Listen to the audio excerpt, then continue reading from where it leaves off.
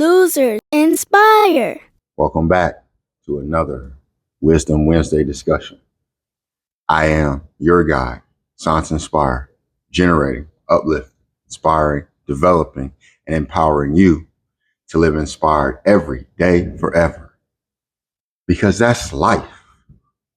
And today, life is about the body and our emotions. We're talking about emotional intelligence, anchoring in the truth. Because we told ourselves a lot of lies.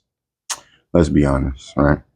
So get straight into it. We're going to start with that affirmation. As always, we have an affirmation, an intention, and a desired outcome for everything that we do, including these discussions. So today, our affirmation centers around the body and our emotions. My body is a sacred vessel. I honor my emotions as sacred messages of my truth.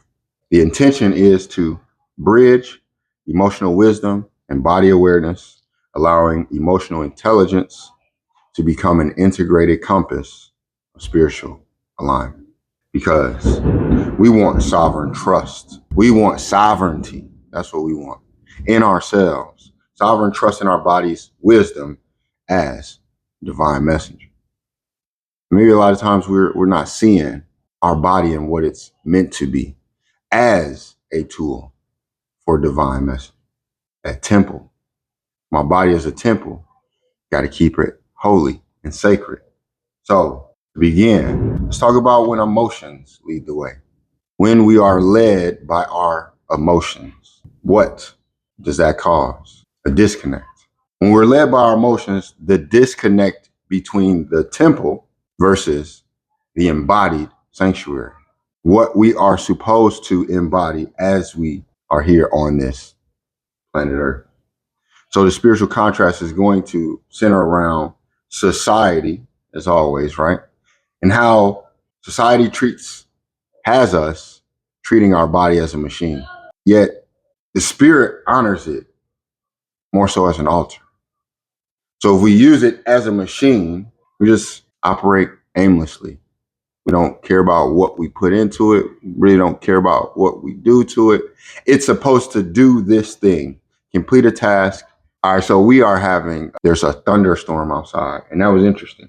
Because as I just said, how we are treating our body as a machine, the lights go off. Ping. And so they just came back on. So we're going to leave that unedited. We're going to keep that in there. Because we know that that's confirmation, what we're saying. That instead of treating our bodies as machines, we should honor them as an altar. And as you honor an altar, you're putting certain things on there because it matters. It means something. So if our body is that altar and we're keeping it sacred, we should treat it a certain way. And an anchor quote that we have for that is going to come from Jonatan Mårtensson.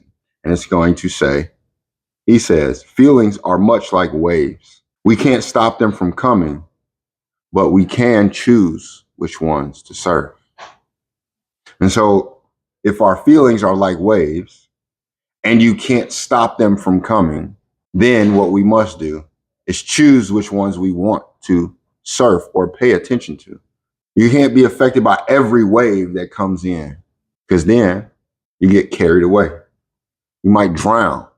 You struggle. Yet when we're making a choice and we're saying, okay, I'm going to surf this wave and not that wave. I'm going to choose this feeling and not that feeling. And how that affects us, how that enhances us and empowers us. More importantly, how does that begin to transform us? And so the first reflection prompt that we want to ponder on as we begin this discussion is going to be, where in your body does a certain emotion live right now? Where in your body does a certain emotion live right now? It could be in your feet, your knees, maybe your back, your neck. For me, sometimes my shoulders and my neck area. And have you been judging your emotions or learning from them? We're talking about both our body and our emotions because these things are connected. We see our body, we create an emotion. We have an emotion, and 9 times out of 10, we're doing something that affects our body. And so have you been judging your emotions or learning from them? Lastly, where do you dismiss your body's whispers as just pain or just stress? A lot of times we do. Our body is talking to us, just like our emotions are talking to us, just like our spirit is talking to us.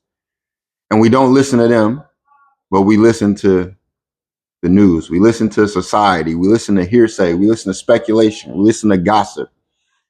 When your body is talking to you, are you just pushing that off as, oh, that's just pain in my back? Well, what does that mean? What is that telling you? Or that's just stress. What does that mean? What is that telling you? To discard it as just pain or just stress goes back to treating it as a machine. It doesn't matter. It doesn't mean anything. It's just my back hurting. When it's always deeper than that. It's like a notification on your phone. If it says low battery, you don't say, oh, it's just, you do something immediately. And we should begin to do that by honoring our body, by listening to it, by honoring our emotions, by listening to it, and not just being carried away. And so the spiritual contrast that we have, or the wisdom, the spiritual anchor that we have is, if thine eye be single, thy whole body shall be full of light. And this comes from Matthew chapter 6, verse 22.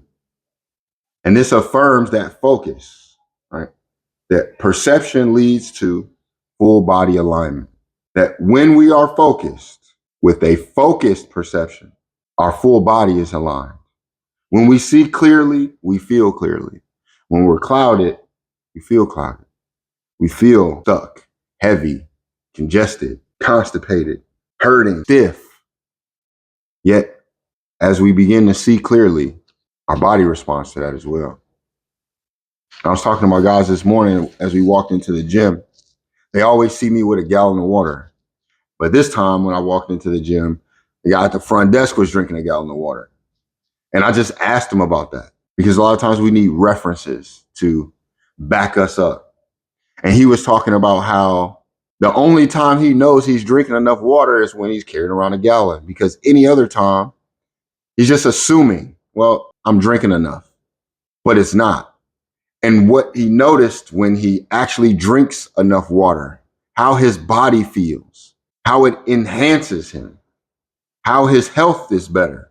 And these are two 18-year-old kids, and they're looking, and I got my gallon of water. He's got his gallon. They immediately start drinking their water because it's now setting in. And if you haven't felt that, then we just discard it like everything else. Oh, it's just water. We need to understand the truth beneath these things that we say. Because what I reference to them is, imagine if you took all the water out of your toilet, yet you continued to use it every single day. What will happen? After a while, it just stinks. And then all of a sudden, you get bugs and it creates disease. And it's like, that's exactly what happens to us. That's exactly what we're doing. Our gut is a toilet with no water in it. And we're causing our body to have problems. Yet when we're able to have enough water, what that does to your body is it enhances it. But if we don't really care about our body and it's just a machine and we're just going to throw anything in it, then water doesn't matter because our body doesn't matter. Our emotions don't matter. And then the question becomes, well, what really does matter? If this vessel that I have is what I need to get around the day, to get from one day to the next day, to have a longer life, a more prosperous existence, why do I treat it worse than I treat my car? Than I treat my cell phone? Than I treat technological devices that don't serve me like my body does? I won't just put anything in my gas tank. I put the exact thing that's supposed to go in there. You don't put windshield wiper fluid where the oil is supposed to go because you understand I'm not going to damage my car. I need my car to get from A to B. This is how I get to work. This is how I make my money. This is how I make a living. Yet we throw anything in our bodies as if that thing isn't what we use to get into the car, to go make a living. If you aren't living, that car don't matter. So as we begin to understand the truth beneath those waves, those emotions, I want to talk about why we're disconnected. Because This is what we're really talking about in all of these discussions, is our disconnection and how we need to reconnect back into source, back into self, the things that matter most, because we have been misled. And as we talk about our body and our emotions, it's not for us to sit here and beat ourselves up because, oh, I've been misled in these things. No, no, no. When we know better, we do better. So we simply want to know what better way we can go about each and every moment of our day so we can do better and therefore receive better outcomes. And one of those disconnections from our emotional truth has to do with our emotional suppression and how that becomes a survival skill. We suppress our emotions and it becomes the thing that we champion as this is how we're surviving. By pushing our emotions deep down inside of us, by not expressing them, by not understanding them, by not giving them a space or a place to be. You want to suffocate them. And what does that cause you to then do to your body? A lot of times our emotions are connected to our diets. So if I feel good, I might eat good. If I feel bad, I might eat bad. And if I'm suppressing my emotions, I'm also suppressing my life, my ability to sustain myself at the rate that I'm supposed to live, which is enjoy, which is at a high vibratory rate. We live at a low vibratory rate because we want to push things down instead of lifting them up and letting them out. And this disconnect is also associated to our connection and our living in or being of society, of this world. So society teaches us control over curiosity. So we suppress our emotions because we want to try to control them. Yeah, how's that work for us? We have this idea that we're actually in control. Yet every time that we try to, or we attempt to express that control, we end up realizing how we're out of it. And what we should actually be expressing is curiosity.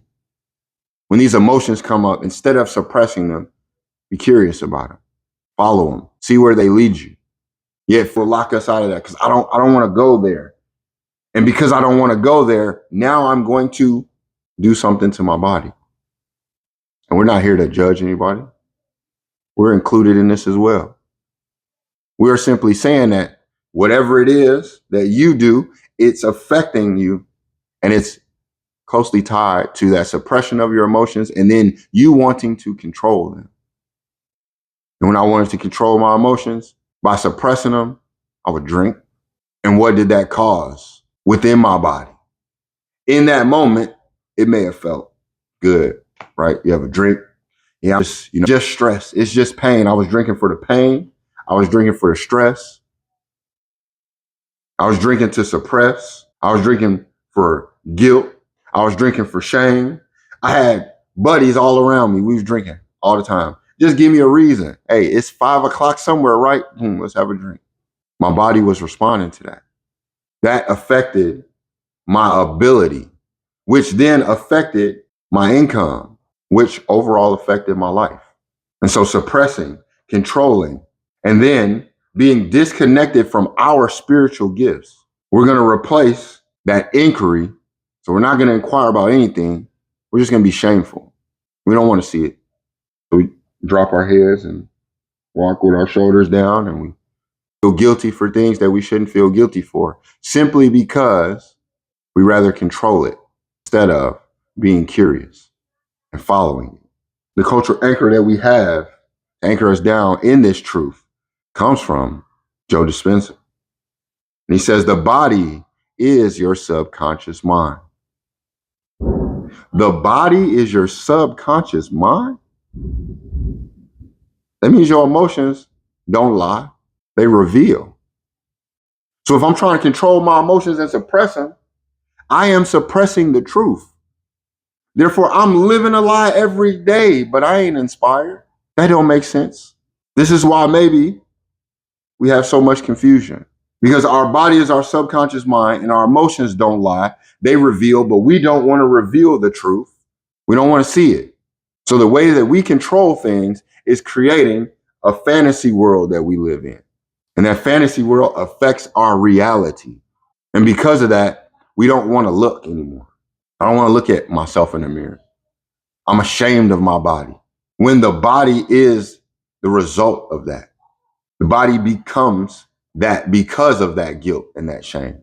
If you weren't shameful to look at your emotions, if you weren't trying to control them, trying to suppress them, and we were more curious about them, and we allowed them to lead us to wherever we needed to see, and we learned what the lesson that we needed to learn from that, and we began to improve, you're no longer shameful. You begin to be empowered. You're not afraid to look at yourself. You embrace yourself for whoever or whatever it is that you are, that it looks like. There's no set standard anymore. The only standard we should be living by is health. Because how many times do we hear our health is our wealth? Yet we only think of it one-sided. We only think physical health. So we go to the gym and we're suppressing there too. Because I'm only going to the gym to not think about that thought. So I'm still trashing my body. I'm not embracing it. Because those two things are connected, your emotions and our body. So there is a mental health, there is an emotional health, there is a physical health, there is a spiritual health, there is a financial health.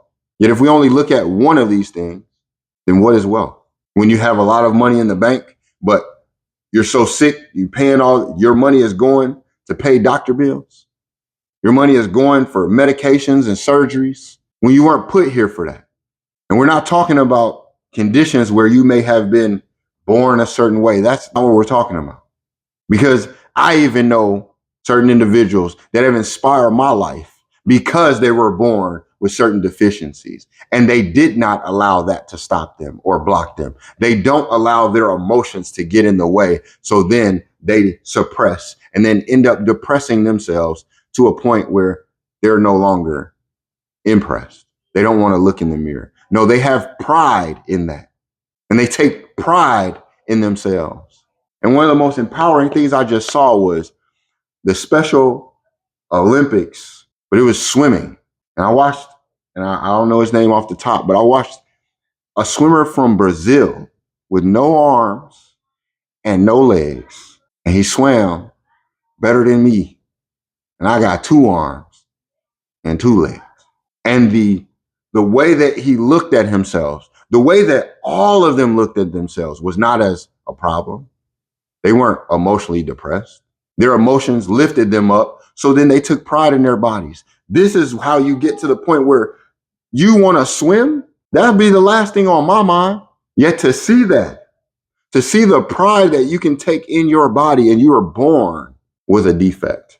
And here I am, born with all my functionalities, afraid to look in the mirror because I feel like I'm too skinny. I'm not big enough, muscular enough to be appeasing to somebody. And then I had to think, wait, who is that somebody anyway that I'm trying to appease or impress? Because a lot of the times the people we want to impress, the society that we want to impress so much, isn't even impressed by itself. So imagine me wanting to impress someone else that doesn't even love themselves. This is what society is teaching us. When we are they teach us to control everything. They teach you, here, take this supplement for this. You're suffering from this. You need this surgery. You need that. They don't teach you to love yourself, to love your body for who you are. They don't teach you that your body is your subconscious mind. So your emotions are not lying. They're revealing to you where you need to go. So if I am not ashamed, how can you shame me? And though we have a problem, again, with society, that is them. They will be them. When I am more comfortable being me, society no longer has that control. So you can't body shame me, because when I thought about it, I was shaming myself to begin with, trying to fit into a standard that the standard don't even fit in. So I'm trying to walk around and look like who? Who is the perfect example of this person that I'm trying to look like, that I'm trying to be like? When I was prescribed and told, hey, know thyself, that your flesh is like of the Holy Spirit. So if I know that, what am I looking outside for? Why am I not listening to my body? How do I listen to my body? The way we can do that is through a body scan. And you can do it, takes 30 seconds. Do a 30-second body scan to see where does grief, anger, joy, or anxiety. The number one term that everyone uses nowadays is anxiety. Where does that live? We can say that we have it, but do you know where it lives? Scan your body. Where's joy? Is there joy? Where is anger? And what parts of our body are we not listening to? Because again, if our body, our flesh, is the hieroglyphics to our Holy Spirit, we're not willing to look at that. We don't see the symbols and the signs. This is how we become lost in a world that hasn't found itself, because it's up to you, to me, to find ourselves. It's not up to the world. It's not up to society. So we can't keep looking for society to do something for us. We are what makes up society. So we are supposed to do something about that. And the scriptural anchor that we have comes from Corinthians chapter 6, verse 19. Know ye not that your body is the temple of the Holy Ghost, which is in you? Know ye not that your body is the temple of the Holy Ghost, which is in you? Huh? In you. It ain't out there. It ain't on them. It ain't at the job. It's in you, not on you.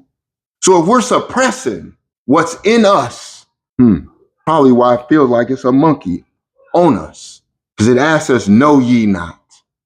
Do you not know this? Because if you don't, this is what you're going to do. That's not a metaphor. That's a mandate. You're supposed to know this.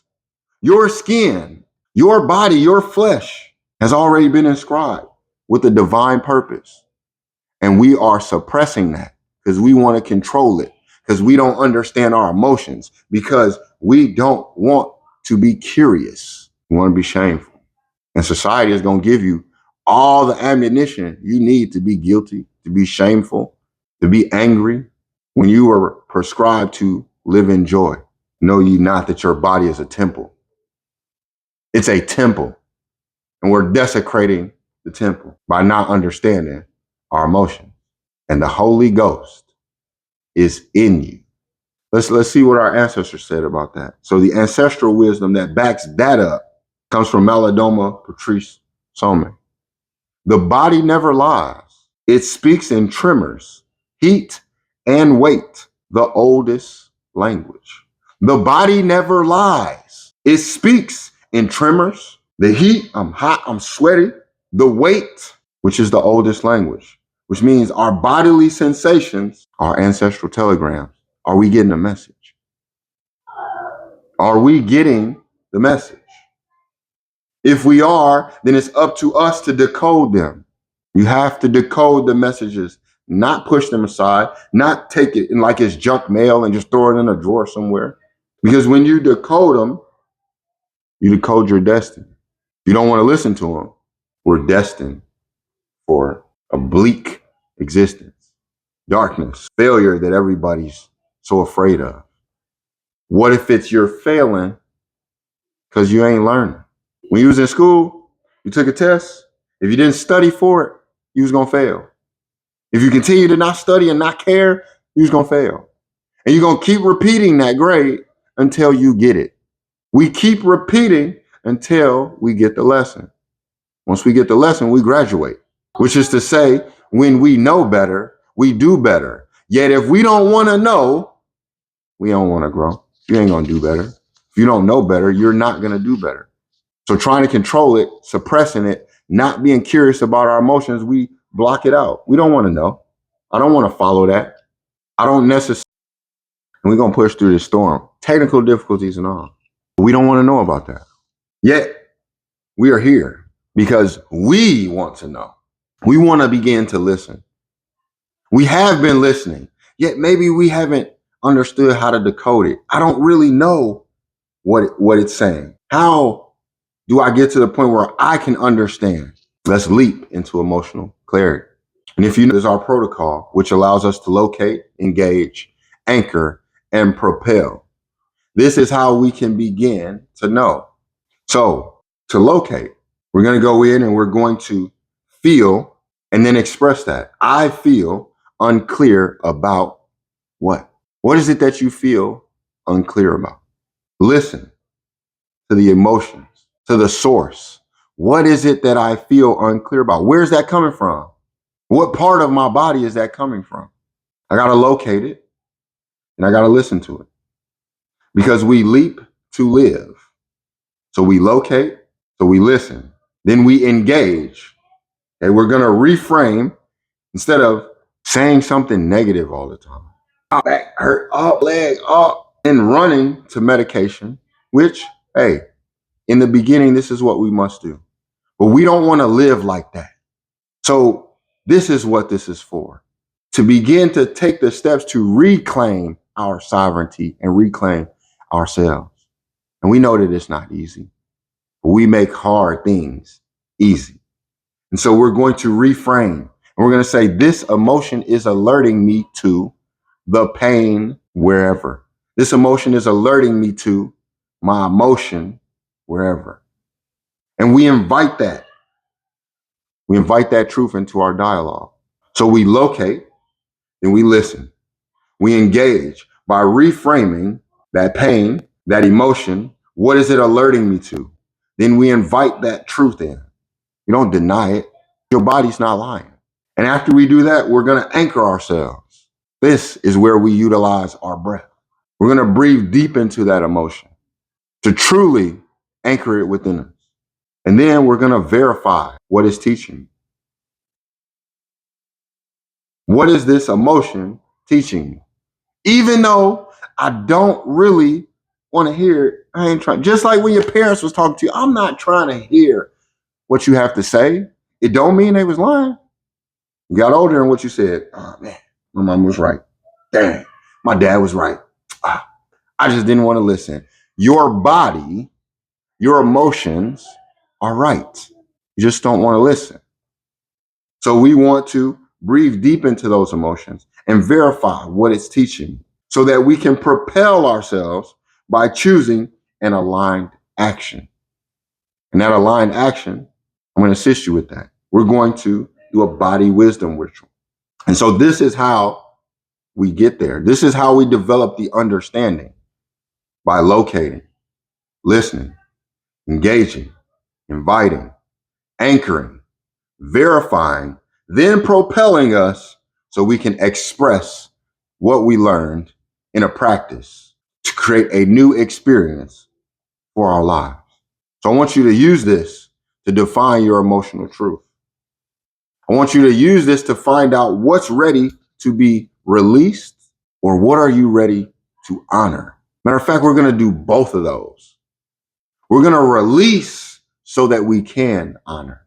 We got to release this shame and this guilt, this anger that we have about our body, about our emotions, so that we can honor our body as that temple and honor our emotions as that GPS system, that notification system that's always just trying to tell us, hey, the check oil light is on. You need some oil. Don't keep driving. Don't just keep going. And now you're mad because you done broke down on the side of the road. Tap in. Listen to yourself. Because listening to everybody else causes so much confusion because who knows you better than you? Remember, spirit is in you, not on you. And so as a practice, as we move from barriers to clarity, this is the practice that we can begin to put in play. So first, we're going to have some antidotes.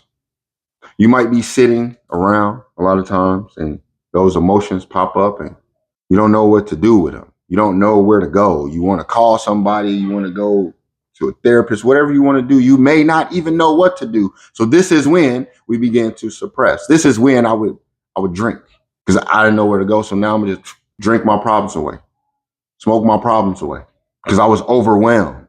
Yet now, when you're overwhelmed, spiritual antidote you can go to is Psalms 46. Verse 10. Be still and know. Whenever you're overwhelmed, be still. What do we like to do?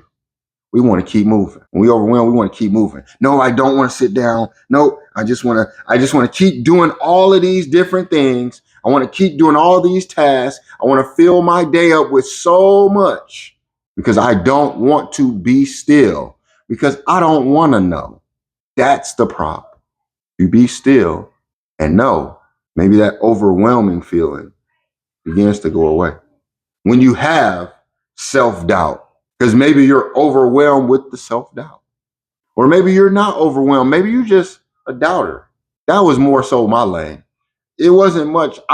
When I'm overwhelmed, it was with self-doubt. When I am overwhelmed, it's with self-doubt. When I'm doubting, should I do this, or weighing it too much, it's like, just go. How though? Psalms 139, verse 14. I am fearfully and wonderfully made. I am fearfully and wonderfully made.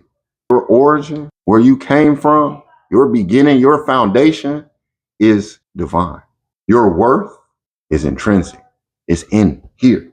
And even though we live in a world that glorifies mass production, producing all this stuff really fast and getting it out there. Here's a new phone every month. Here's a new car every year. Here's a new style. Here's something new to do. We're going to mass produce everything. Even though we live in that world, we aren't of that, because that mass production produces what? Not authenticity. People are inauthentic. Things become less valuable. And we're looking around for, like, where is the real? You lose that because we want to mass produce. We want to continue to do something new all the time. Understand, you ain't got nothing to change about yourself. Once you begin to embrace who you are, you were made unique, one of a kind. And you want to give that up to be like of 1,000? No, you're one of one. I know we like to say that when people going through something, or when they want to post and get a lot of likes, be like, I'm a one of one. No. It ain't just something you say, something that we play with. This is who you are for real. This is what you must feel. This is what you must embrace. But we cannot when we're suppressing it. We cannot when we're doubting ourselves, when we don't know that I am fearfully and wonderfully made. That fearfully is not talking about in fear. It's talking about your divinity, which is intrinsic in you. It's talking about how you were made unique, purposely created, meticulously created with care and intention. Yet we not living like it. We living like we was just thrown together. And then we look at certain people and be like, ooh, God took his time when he made you. He broke the mold. He broke the mold when he made you too. Stop it. Like, we gotta stop letting people tell us these things. And you have to understand it within yourself. You are unique. Ain't nobody like you. Just like I said, the Special Olympic swimmer, ain't nobody like him. Man has no arms and no legs, and he's setting world records in swimming. Ain't nobody like that. And he know it, and he embrace it. Ain't nobody like me, and I know it, and I embrace it. And there's nobody like you. Do you know it? Do you embrace it? Or you think, oh no, that's a lie. Nobody wants to be me. They shouldn't, and you shouldn't want to be them. That's the issue that I had. I'm trying to be somebody who don't even want to be themselves. That don't even make sense. Looking up to celebrities, looking up to these stars that ain't happy. So why I want to be somebody who ain't happy? Oh, that's exactly what I became. Just like them, unhappy.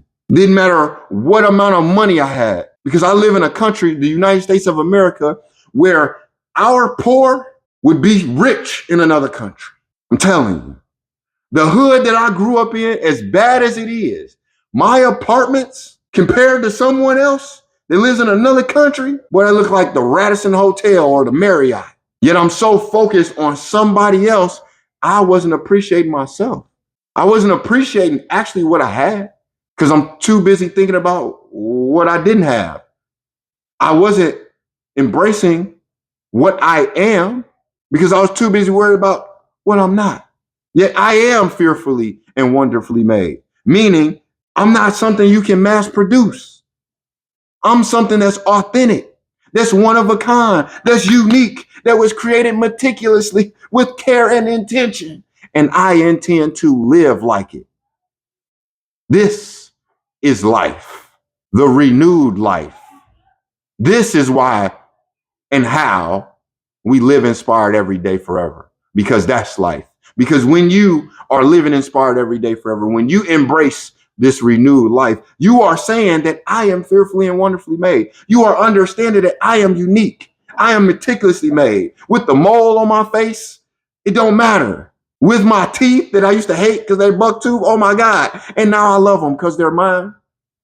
What I want straight teeth like everybody else for? Why am I trying to correct something? Who said it was an imperfection to begin with? Somebody who wasn't perfect, who wanted to change everybody else because they didn't want to change themselves. So now we created a beauty standard that's really ugly because everybody who's chasing after it, they don't feel no more beautiful. It's a facade. The beauty is not on the outside. It's intrinsic, internal side. Yeah, we want to live inside out. Nope, we want to live outside in. We don't even want to go in. We just want to be outside. And what does that cause? Overwhelming feelings. It causes past regrets. So if you're suffering from that past regret, go to Isaiah 43, verse 18 through 19, and forget former things. Get them out of there. Forget it. Nope, forget about it. Just like you forget about your ex or forget about the person that did, man, forget that, man. I ain't worried. Forget about those old things. Why? Because when you forget about them old things, new things gonna spring forth. Yet you only want to do it with your ex, right? You only want to do it over there. You only want to do it for social media. No, forget all that old stuff that you said about yourself, that you thought about yourself, all the negativity that wasn't yours to even begin with. Have you ever checked to see if that was even where them emotions came from? If you followed it and you realized it was tied to a thought that was never yours, that wasn't even your thought. So then that emotion wasn't authentic to you. Yeah, you embraced it. And then you started to desecrate the temple, which is your body. And that's why we can't face it. That's why we don't want to look in the mirror. Nope, I don't want to do it. I hate it. I hate how I look. I hate how I feel. Why? Because we cannot forget those former things.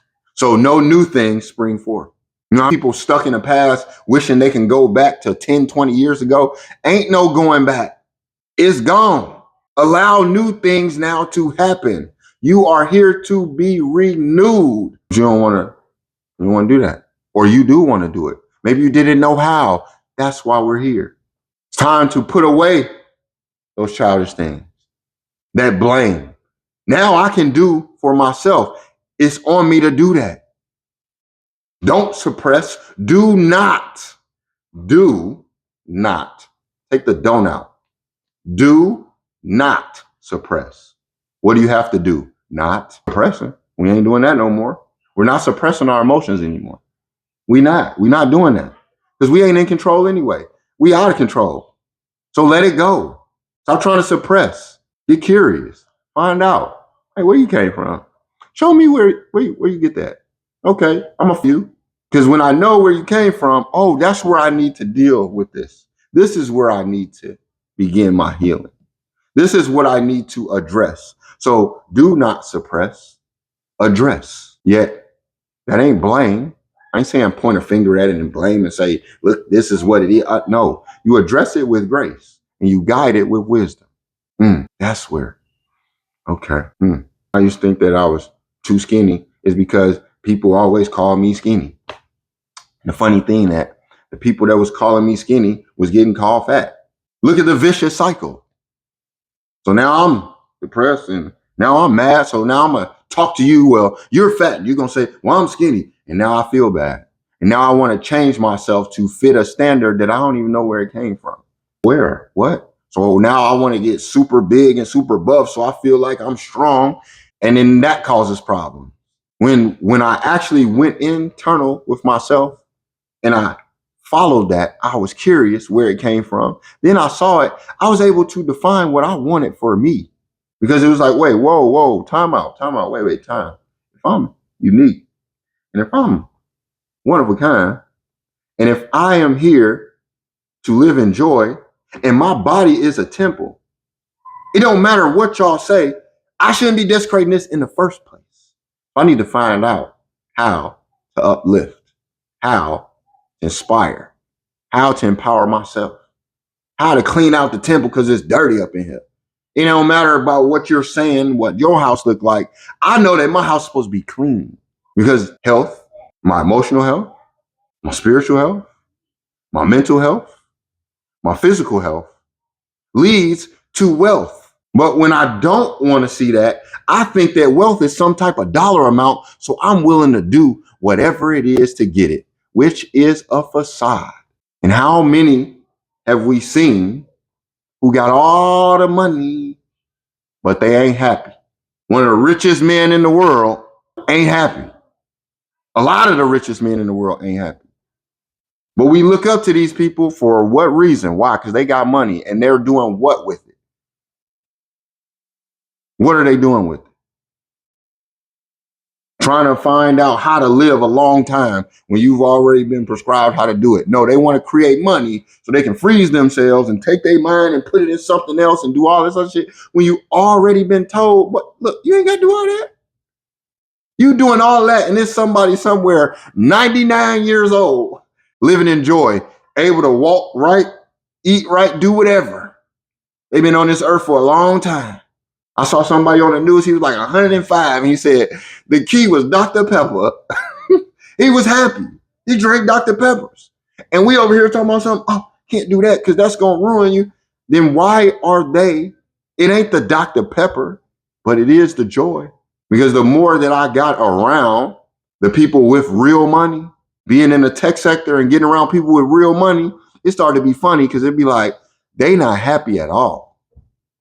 They got prescription medication up the wazoo. They on drugs like it going out of style. But they got money to make you believe that you're less than them. And you're happy with what you have. You're happy with your life. You're living in joy. Yet we want to exchange that for money. And then we see that didn't buy happiness. We see movie stars. We see rich people, famous people that take their lives because they ain't happy. Then we find out like, wait, what? What's going on? Wait, what? What? Oh my. But how? They were so rich. If I was rich, you would be miserable. Because what does it gain a man? You want all of that? You lose yourself for what?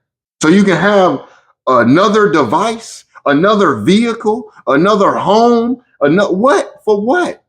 You losing out because it's in us, not on us. So the body wisdom ritual, I call it the altar of flesh. Why? Because our body holds more truth than our thoughts can explain. And it told us in the beginning, your body is an altar. And we are not glorifying the flesh. See, that's what society does. They glorify the flesh. This is why we feel the way we feel. No. We are going to take a sacred pause. We're going to place our hands where we feel tension. My head, my shoulders. We're going to breathe deeply 3 times. We're going to drop into presence. We're going to inquire. We're going to ask our body, what truth are you guarding here in my shoulders? And we're going to listen without judgment. Then we're going to record that. You're going to get that journal out. We're going to write it. You're going to get your phone. You're going to put it in the notes. You are going to let the body speak. Example, like I carry my sister's grief. Why? Why do I carry my mother's trauma? Why? Then we're going to anchor in. You're just going to whisper. You ain't got to say it out loud. You whisper it. You ain't got to tell nobody else. You do this to yourself. I honor you to whatever area. For me, it's my shoulder. And I didn't know this until I went to China. And I'm over there doing Wing Chun and Qigong. And my Shifu always comes up. He's like, just taps me on my shoulder. He's like, your shoulder. I'm what? What you talking about? I'm thinking I'm good. He's like, relax. Relax? What are you talking about? Relax. Then I look around, looked at myself in the mirror. I'm like this. Stiff. Trying to force everything. Stiff. Like, relax. Couldn't see that. I didn't want to acknowledge that. But I had pain in my shoulder before I went to China. Couldn't explain it. Like, I know it's hurt, pain, stiffness. because I'm carrying a lot. I was carrying a lot, not even physically, spiritually, carrying a lot. My shoulders like this, all stiff, angry all the time. As I began to relax them, as I began to release, as I began to honor my body, I started to feel the difference. And I remember when I got the message, I had got back to America already. And I'm still on WeChat, which is the app that they use in China. Love WeChat, by the way. That's love. But when I got back and I had posted a picture, like I got a message, it was like, see that you've released the tension. It is good to see you smile and be happy. You are lighter. Huh? You see that in a picture? You can see that in a picture. You can see that in a picture. You can see it in the mirror. That's why we don't want to look, because I wasn't looking at that. I didn't want to look at that. I'm trying to look at the superficial things, right? The mass-produced things. I'm trying to look at, how my clothes look. And no, I wasn't looking at how I was hunchback in Notre Dame, my shoulders all tight. I'm carrying around tension. I wish them, and I had to relax. And it became evident because my whole environment changed. They weren't uptight over there. They were relaxed. I was in a country area. I was in Shufu. They were so relaxed. They just walk around like, what you in a rush for? And then I had to think about, what am I in a rush for? What am I trying to rush and do? I'm trying to learn this ancient martial art in 60 seconds. I'm trying to force everything. No, just teach me how to do it. No, relax. I'm not teaching you anything. It's already in you. Huh? What you talking about, Willis? It's already in me. How I'm supposed to see that? When I really didn't care about my body, I'm desecrating the temple. I'm not listening to my emotions. I'm suppressing those, trying to control everything. And he used to always tell me this phrase, and I use it. When I say it, it's called keep going. I say keep going, not going. I take the G off because it's go in. So keep going in, keep going. He would say consciousness forward. Every time we're doing the motion, he's like consciousness forward. Relax your shoulders, consciousness forward. Relax your shoulders, consciousness forward. And it just kept being this subtle reminder. And consciousness forward, 2 words. Relax your shoulders is 3 words. So a total of 5 words changed my life. It's really the simple thing. But are we able to listen? Are we honoring our bodies? Are we taking that sacred pause? So the altar of flesh is to take a sacred pause. The ritual that you do is to take a sacred pause and to place your hands where you feel that tension, to take 3 deep breaths. That's not, no, deep, deep. You know how people say, it ain't that deep. Yes, it is. If it ain't that deep, then that means we shallow. So if it ain't that deep, it's that shallow. That's what you're telling me. And allow ourselves to drop into presence when we take those deep breaths. Then we're going to inquire. We're going to ask the body, what truth are you guarding here? We're going to listen. We got to listen. Listen, Linda. Listen. And record it. Write it down. That's one of the most important steps. It's like your dreams. You think you're going to remember it and then be like, what? Write it down. You make a grocery list, don't you? You make a list of all the tasks you got to do in a day. So now record verbatim what your body is saying. Let the body speak and then anchor into that. I honor you. I honor you. Whatever that area is. And that's going to allow us to move forward with clarity in action. From feeling, we now flow. Remember Bruce Lee said, be like water. From feeling, we now flow through life. And so what micro practices do we have to embody this clarity? Going back to that emotional journaling. You know what's funny? I'm an adult, almost 40 years old. And my son just told me, and he's going through one of his first dealings with loss. And he's listening to his emotions and his body at 9. We lost our dog a few months ago. And this dog, he grew up with. He grew up with this dog. This was his first loss. So he talked about that. And I said, okay, let's tell me what he told me. I already wrote 3 journals. Hold on, let me pause. I feel like emotions because I was like, what? At 9, I went, bro, what? When? But he said I wrote 3 journals. I wrote one that expressed how I felt about my dog. I wrote one saying how I love my dog. And then I wrote one saying I appreciate my dog for everything she did, how she protected me, and da da da da. That I don't know what else to journal. And I said, you ain't got nothing else to journal. That's it. Now, maybe we can create a story, to commemorate her. This was a dog. And a lot of people don't, it's just a dog. Right. Just like it's body, just like it's feeling, it's just pain, it's just stress. No, it ain't. It's not. And the reason why that stuck out to me is because for so long I had looked down on journaling and stuff like that. Because as I was growing up, it was like reading journaling, you said it was a diary and only girls had diaries. And then I grew up and I was reading books. Like I'm reading all this stuff and it's like, wait, for this person to even be saying this is their journaling. They had to journal their thoughts down.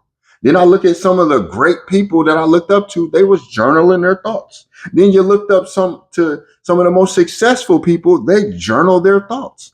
And I said, well, damn, I'm looking down on something that is empowering. So now journaling is everything. And so the micro practice that we have to embody clarity is emotional journaling. Where have you colonized your body with shoulds? Shoulda, woulda, coulda. Instead of sacredly listening to it. Me. I should have bigger arms. I should be bigger. I should be stronger. I should not be skinny. I should be this. I should. What for? Where have you colonized your body with shoulds? Instead of listening to it. So we're going to name and locate the top 3 emotions we carried this week. Just this week. You ain't got to go last week, last month, nope, just this week. Name and locate the top 3 emotions you've carried this week. And you're going to place your hand on your chest because we want to embody this with a mantra. And you repeat, my emotions are allies, not enemies. My body is not my embarrassment. It is my temple of truth. My emotions are allies, not enemies. My body is not my embarrassment. It is my temple of truth. And you honor that sacred role your body plays in revealing and holding wisdom. Know thyself. Honor thyself. These are things people will tell you don't do. So who's going to do them? Because the people tell us one thing, yet the universe, Most High, God tells us another. Who you listening to? Now the aligned action after we go from journaling, we have this mantra that we embody. We ain't done. We're going to act like it because we're going to live. So the aligned action that we take is to choose a physical movement. Walk, stretch, dance, do the cha-cha, and embody that in motion. I had a moment this week where it was just like everything hit. Everything hit. I saw a picture that I had never seen before of me as a baby with my mother who passed when I was very little. Don't even remember. Like I don't have memories like that. And it just like dinner crashed. Made me want to start going right back into those emotions. Then all of a sudden it'd be like emotion suppress it. So now we got to do something. Nope. Follow that emotion. Where'd it go? Boom. Led to me expressing something to experience. And right after that, what I do, chose a physical moment, went outside and ran. Because now I'm taking that and I'm embodying it in motion. I'm releasing it. You don't have to run. You could walk. You could stretch. You could dance. I did all 3. I ran, I stretched, and I danced. Because it's not going to live in here. We're not desecrating this temple. What am I holding on to that for? That ain't even mine. You can take it. Here. Everything must go in order for us to live how we were prescribed to. Because your body, my body, nobody, your body is not a burden. It is your barometer. It's telling you something. if we listen.